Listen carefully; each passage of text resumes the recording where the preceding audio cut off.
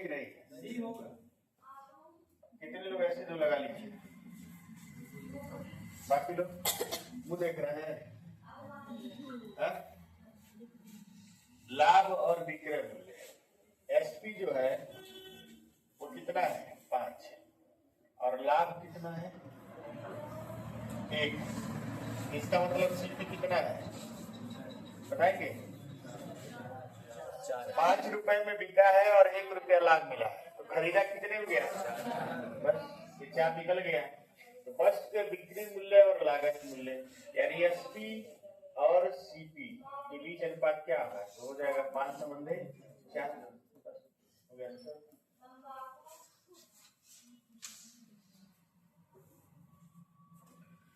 सवाल से ज्यादा दिमाग लगाइए। पेपर पर खत्म हो गया कि अभी बाकी है? ये क्वेश्चन गलत लिखा हुआ है ना, पिछला वाला ऑप्शन लिख दिया। ऑप्शन हम सुधार दे रहे हैं आपका। पहला ऑप्शन है 25/31, दूसरा है 31/25, तीसरा है 25/27, चौथा है 27/25। राइट, ध्यान से समझिए। अंकित मूल्य के 20/31 पर, यानी अंकित मूल्य का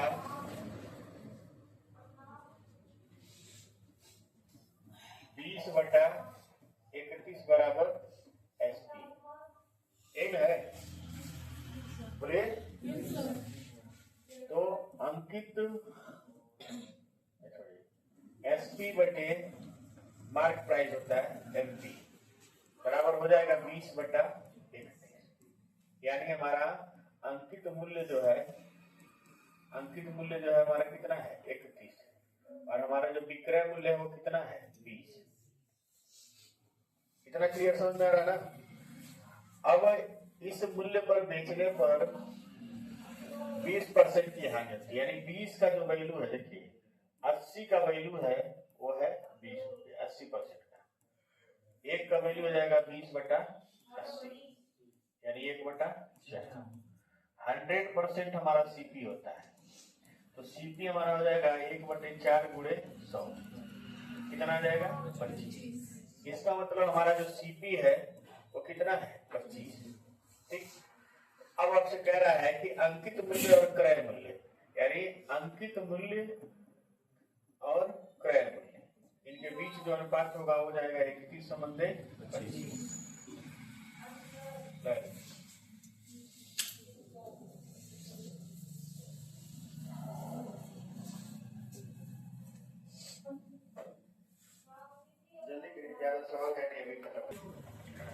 मेरी बात ध्यान सुनिए यहाँ पे। विक्रय मूल्य का एसपी जो है वो 21 है और सीपी जो है वो कितना है? 16। ये बताइए लाभ कितना हो जाएगा? 5 हो गया। 5 का लाभ हुआ है, सीपी कितना है? 16 × 100 कितना है? काट दिए 4 और ये 25, 125/4। 4 3 12, 3 के 3 में 4 एकम 4, यानी 31.25।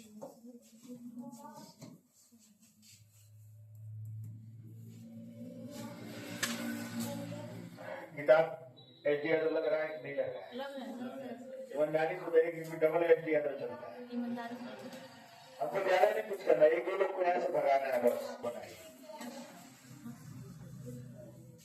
23% हानि का मतलब 77 रुपए में बेचना। एसपी हो गया 77 और क्रय मूल्य कितना है? 100। इसमें तो कुछ लगाना ही नहीं है।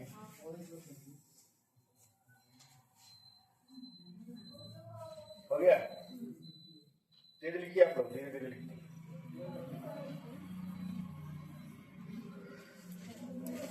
चलिए इसको लगाइए। ए और बी के लागत मूल्यों का योग 1200 रुपए है तथा ए और बी के विक्रय मूल्यों का योग इतना है।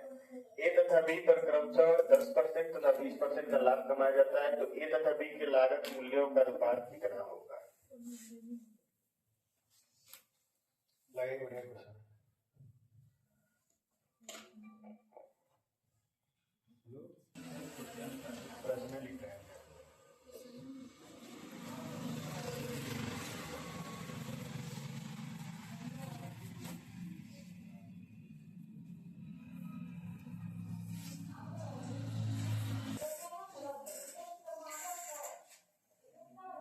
देखिए ए और बी के लागत मूल्य का योग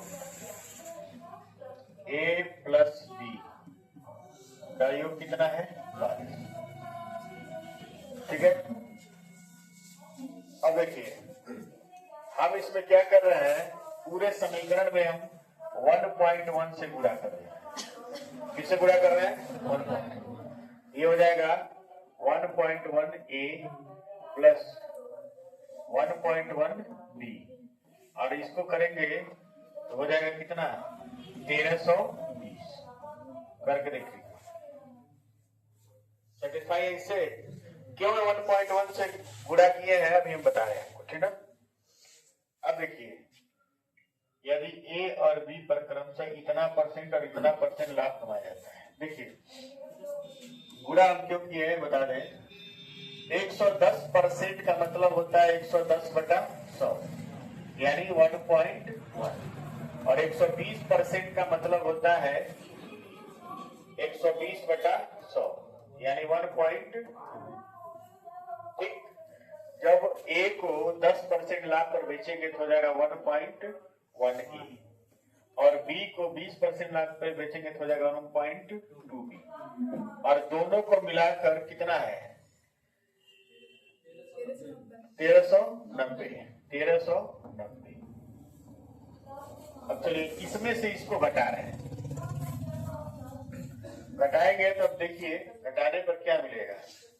घटाने पर देखिए घटाएंगे ये दोनों आपस में क्या होगा कट जाएगा।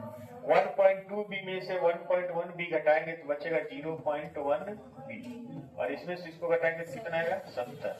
दशमलव हटाने के लिए बी बराबर करेंगे तो हो जाएगा कितना 700। बी का वैल्यू कितना है 700।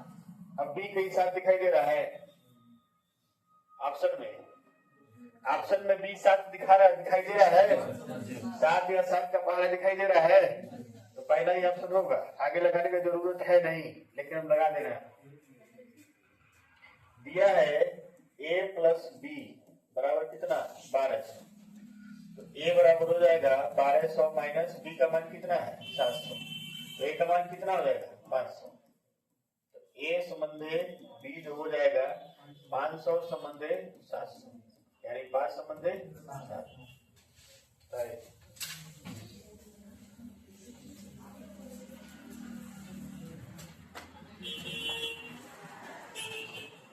कल इसका अंतिम टॉपिक पढ़ाएंगे जहां परसेंटेज की बात आती है, ठीक है, वहां सैकड़े मान लेते हैं, ठीक है। ध्यान समझिएगा, दो वस्तुओं की कीमतें 4 संबंधे 5 के अनुपात में। पहला है इसका मान लीजिए 400 है कीमत और इसका बी वाले का कितना है 500, ठीक है। पहले में x% की वृद्धि हुई है, चलिए x%। दूसरे के कीमत में 30% की कमी हुई है, इसका 70% निकालिए कितना आ जाएगा 350। क्लियर है? हाँ सब पूरा बना दे रहे हैं। 500 में 30% की कमी हुई है तो 70% निकालेंगे 5 सत्ते 35। ठीक, अब कह रहा है कि ए और बी की जो नई कीमतें हैं वो किस अनुपात में है 10 संबंधे 7। मान लीजिए किसमें है 10 संबंधे 7, ये 10 है और ये कितना है 7। ये बताइए 7 पच्चे 35 तो 10 पच्चे 50 यानी यहाँ कितना होना चाहिए 500। क्लियर समझ में आ रहा है कि नहीं आ रहा है? फिर से दोबारा आपको समझा रहा है।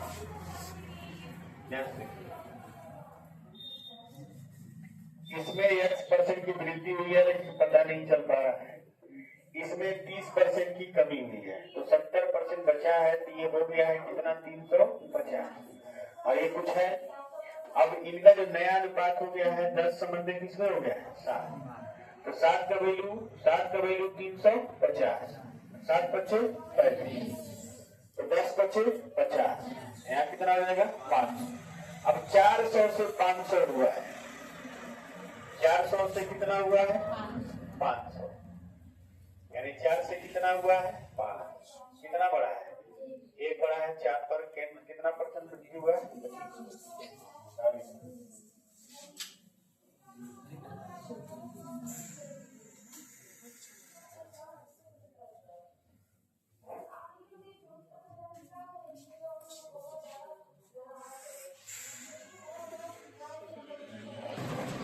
एक ट्रांजेक्शन पे दुकानदार लागत पर कितना कमाता है? 400। मान लीजिए सीपी उसका 100 है तो मुनाफा कितना है? मुनाफा उसका है 400। उसका एसपी कितना होगा? 500। ये बना लागत 100% बढ़ जाती है, यानी सीपी 100 से कितना हो जाता है? 200। और विक्रय मूल्य में परिवर्तन नहीं होता है, विक्रय मूल्य कितना रहता है? 500 ही रहता है। तो लाभ, अब यहाँ बताइए लाभ कितना होगा? 300। लाभ 300 होगा कि नहीं होगा? तो लाभ और विक्रय मूल्य के बीच अनुपात क्या होगा? तो 3 संबंध क्या होगा? 3 संबंध 5। अब इसको रोकते रहिए। एक खिलौने के अंकित मूल्य के कितने बेचा जाता है? 4/5। देखिए अंकित मूल्य अगर आपका मार्केट प्राइस जो है वो है 5 तो एसपी कितना है? 4। ठीक है, 10% की हानि होती है। ठीक, चलिए 4 का वैल्यू देखिए, 90% का जो वैल्यू है वो कितना है? 4। 90% की वैल्यू कितनी है? 4। 1% की वैल्यू कितनी है? 4/90। 100% की वैल्यू कितनी हो जाएगी? 4/90 गुणे 100 काट देंगे तो हो जाएगा 40/9। 40/9 का मान क्या होता है? एक काम करते हैं हम लोग, थोड़ा सा बड़ा अंक ले लेते हैं। बड़ा अंक ले लिया जाए, बोलिए। बड़ा अंक लेंगे तो अब इसे भी नीचे 9 आया है ना, तो 9 का गुणांक ले लेते हैं। ठीक है, इसको पिटाते हैं। देखिए ध्यान से इसको ले लेते हैं। हमारा 45 था, 9 बचे 45 तो 9 चौक को। मान लीजिए हमारा अंकित मूल्य कितना था? 45। तो हमारा जो विक्रय मूल्य कितना होगा? 4/5 होगा इसका। ठीक है, अब इस 36 को देखिए, 90% का वैल्यू है कितना? 36। 1% का वैल्यू हो जाएगा 36/90। 18 गुना 36, 18/90। 1% का मान हो जाएगा 2/5। उसके बाद हमारा आता है 100%। 100% का मान हो जाएगा 2/5 गुणे 100। कितना आ जाएगा? 40। यानी हमारा जो खरीद मूल्य था सीपी वो कितना था? 40 हो गया। अब इसको लगा रहे हैं आप, ठीक ना? आपसे कह रहा है कि अंकित मूल्य और क्रय मूल्य के बीच क्या अनुपात है? अंकित मूल्य कितना है? 45। एमपी हमारा कितना है? 45। और हमारा सीपी कितना है? 40। काटेंगे तो क्या आ जाएगा? 9 संबंधे 8।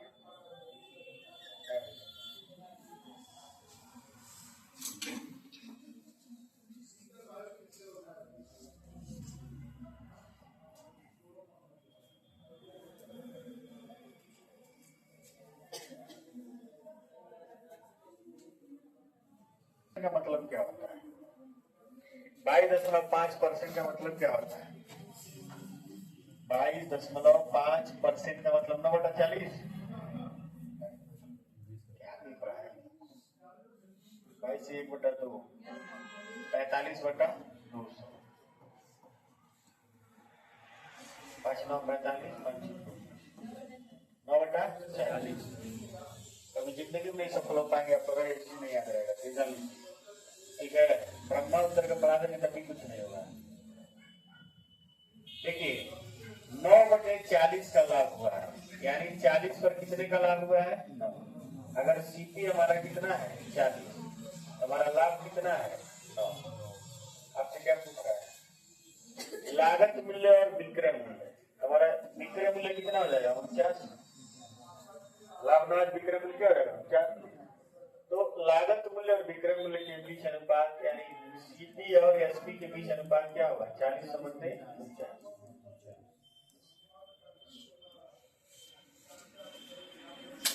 22% नहीं बदलता है। बताइए क्या करने के लिए परसेंटेज पढ़े आप? इसीलिए पढ़े हैं।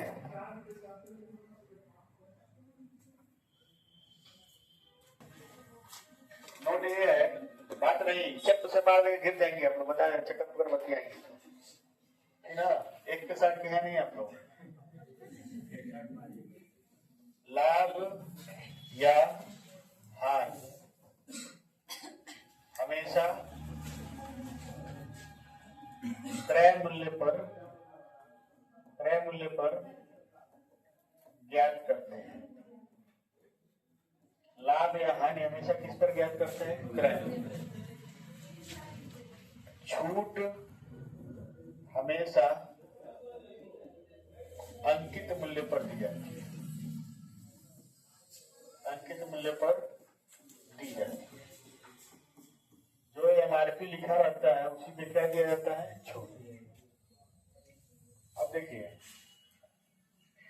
अंकित मूल्य कितना है, अंकित मूल्य दिया है वस्तु का 12 और विक्रय मूल्य कितना है, 7। ये बताइए एमआरपी 12 है उसका और 7 में बेचा गया तो कितना छूट दिया गया, तो 5 का छूट दिया गया कितने पर, 12 पूरे 100।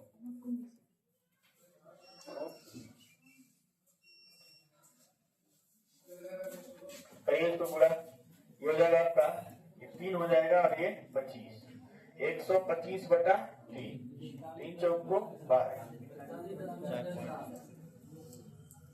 41.6% छूट। ठीक है, अब इसके आगे हम लोग विविध पढ़ेंगे।